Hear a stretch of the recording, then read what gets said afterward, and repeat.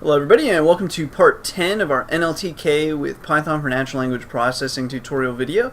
In this video we're going to be talking about WordNet. So WordNet is probably one of the largest, not really corpus, but the largest, I suppose, capability corpora that you're going to be given with NLTK. So with WordNet what you can do is you can take words and you can look up synonyms to words and antonyms and definitions and then even context of that word. So let's go ahead and just dive in because there's a bunch of stuff to do. So first we're going to do from nltk.corpus we're going to import WordNet. Now this import takes a few seconds depending on your computer, so just be patient with it. Then let's say we want some synonyms or synsets basically. So syns equals WordNet.synsets, and then you can put in the word here. Let's use the word program because program actually has a lot of meanings. It could mean a lot of things. So we'll do that, and let's go ahead and just print syns. Okay, so here we have some synsets. So it's just a list, right? It's a list of these synsets. And you'll see later on that we can end up using this right here as a search parameter down the line. Anyway, so you can see that for program we have things like plan, program, broadcast, and that's because program has many different meanings. So you can see we actually have quite a few program nouns. But plan, broadcast, course of study, that's the only other ones that I see.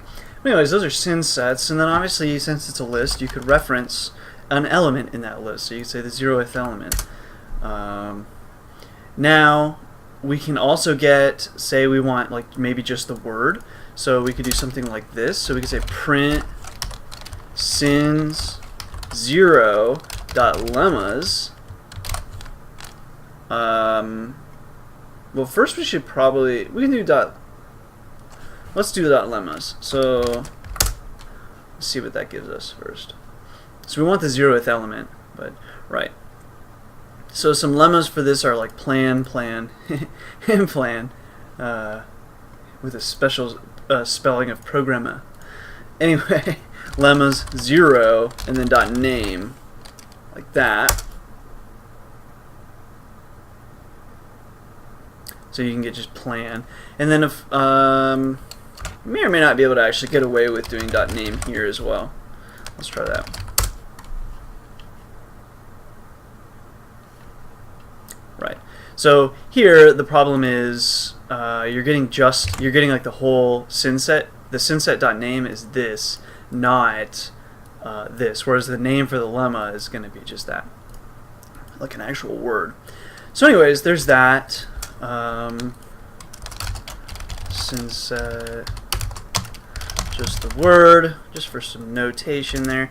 Now let's take it a little further and do like a definition.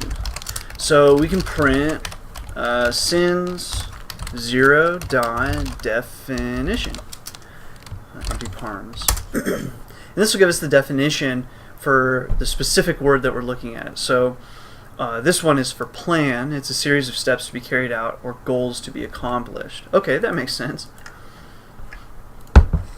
So then what we can do is we can also do examples.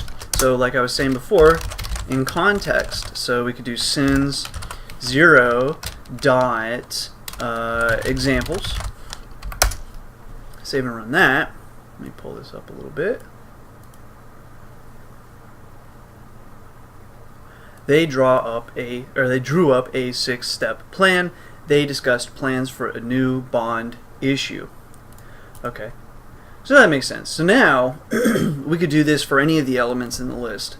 But then, what if we wanted to have synonyms and antonyms? Well, we can. I guess we'll leave this stuff here. It's okay, because I always post the source code. But if you want, you can delete this stuff, and it'll kind of make some space for you.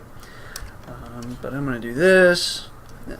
So now we're going to say synonyms equals an empty list, antonyms equals an empty list, and then we're going to say for syn in WordNet.synsets, and we're going to use the word good since it has good synonyms and antonyms. for syn in WordNet.synsets good, and then we're going to say for L for lemma in syn.lemmas. What do we want to do here? Well, we're going to say synonyms dot append L dot name, because again, lemmas, if you remember, are like synonyms, so we're just going to treat them like synonyms. And then if there are any L dot antonyms, whoops, that'll be empty parms there. We're going to say antonyms dot append L dot antonyms, empty parameters, element 0 dot name. Okay, so L antonyms 0, so that should kind of be like right here, basically lemmas 0 dot name. We'll print out a little bit more at a time after we run through this one time, so you can see what each step of the way is doing. But for now, let's go ahead and print set synonyms, and let's print the set of antonyms, and let's fix print in a moment.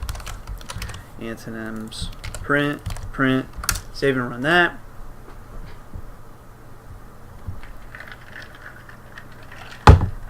Drink some coffee. Okay. Okay, so we have synonyms, which is, these are synonyms, so thoroughly, full, skillful, well, beneficial, trade good. So obviously this is a synonym for literally the term good, as in goods or services.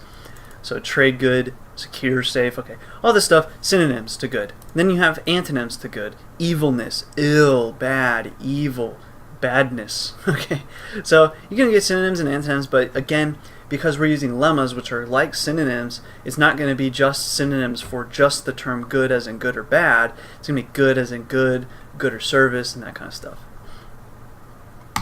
So there's that. Let us, for each step of the way, we can print, let's say, we don't need to do syn for that, because we've seen what WordNet.synsets gives us. But, and then syn lemmas, let's print L here. I'm going to comment this out just so you can see the L. So this will be L colon that. And then synonyms we append. If L dot antonyms, then we're just appending the antonyms. So really the only thing that you haven't seen directly would be syn.lemmas, but of course we have that right here.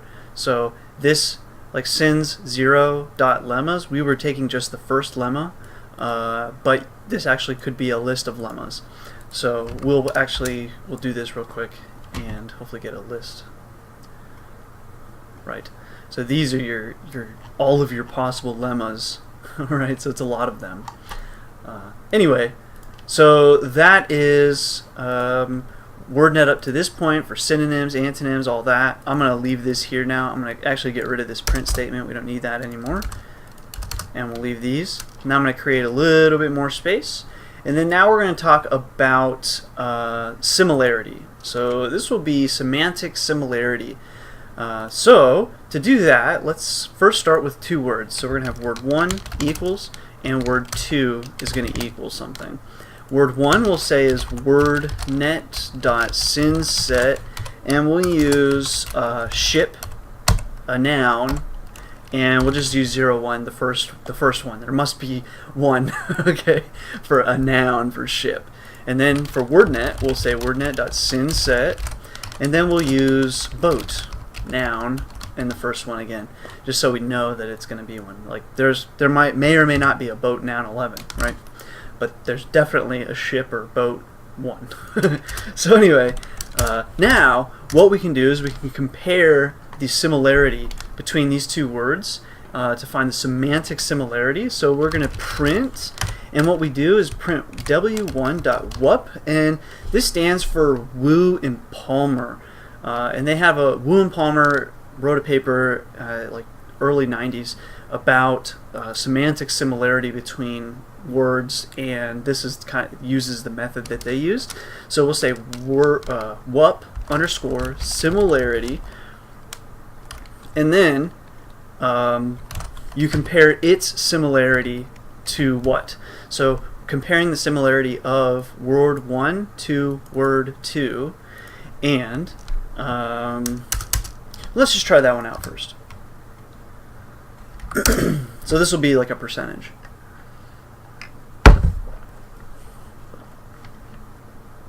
Right.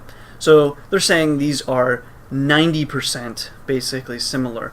So now, and I'm sorry, I guess it's not a percentage, it'll be a decimal, where 1 is 100%, and so you multiply this by 100. Anyway, so that's 90% similar. Well, that sounds pretty successful. So let's try a few more. So let's just copy this, paste, and paste. Let's do ship and car, and ship and cat, shall we? Wait for it. Okay, ship and car are 69%, and ship and cat are 32%. That sounds about right, because ship and boat 90% accurate, or 90% similar, or really 91. Why is that? Because they are basically the same thing. Ship and car 69, almost 70% similar, most likely because they're a vehicle, let's say. And then ship and cat, definitely not really that similar, so 32%. That's understandable. Ship and how about a cactus?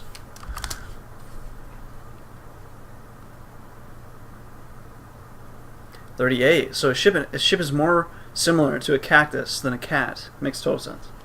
Anyway, so that's how you can do some similarity between words if you find yourself needing to do something like that. So what might people use synsets for? And NLTK plus synsets plus maybe word similarity. You can actually use it for two different things. One is to rewrite things. So when you have there's businesses that will, for example, sell you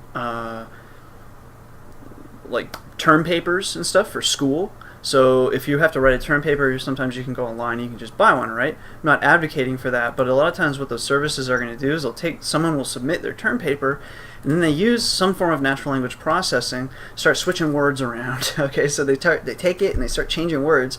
That way they can sell this to like 5, 10 kids, and they have hopefully a different paper. But then what the other people can do is the schools can come by, read the paper, and then use the exact same methodology, only reversed, to find out who has been just simply switching words around. So they can use similarity to figure out, are people just switching synonyms and stuff like this, or the other thing you can do is you can use an antonym, and then you can say not sometimes, depending on what the word is, right? So if it's an action, let's say, you can flip it. Or a description, you could flip it, stuff like that. But anyway, so if you want to catch people who are cheating, or you want to cheat on your term papers, this is probably pretty common. Same thing with like people that write news bots, and where the news bot writes, there's people that make websites that are completely controlled by robots, or not robots, but computers, right? And they write articles, but the way that they write articles is they read other people's articles, they switch a few things around, post up that article, and claim it as their own. So that's another example of how they might do that. And then Google, again, will come through, and at least their goal, I don't think they're very good at it at this point, but they seem to be pretty good at not getting bot websites up. But they can do the exact same opposite and check it against other people's content. Anyway, pretty cool stuff there, pretty simple. The word similarity, I think, is a pretty hard one to write yourself. Synonyms, antonyms, pretty hard. You'd have to build your own word net, and why would you? You already have one. And that's about it, I think. The lemmas is useful, obviously. But anyways, a lot of really powerful things that you can do with WordNet. So hopefully you enjoyed. If you have any questions or comments, please feel free to leave them below. Otherwise, as always, thanks for watching. Thanks for all the support and subscriptions. And until next time.